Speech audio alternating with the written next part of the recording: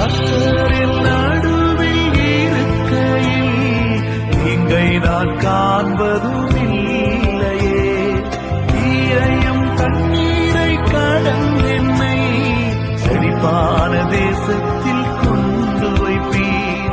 தீயையும் தண்ணீரை கடந்தென்னை செழிப்பான தேசத்தில் கொண்டு வைப்பீர். தீயையும் தண்ணீரை கடந்தென்னை செழிப்பான தேசத்தில் கொண்டு வைப்பீர். உம்மைதான் நம்பி வாழ்கிறேன் ஏசையா, உம்மைதான் சார்ந்து வாழ்கிறேன் ஏசையா.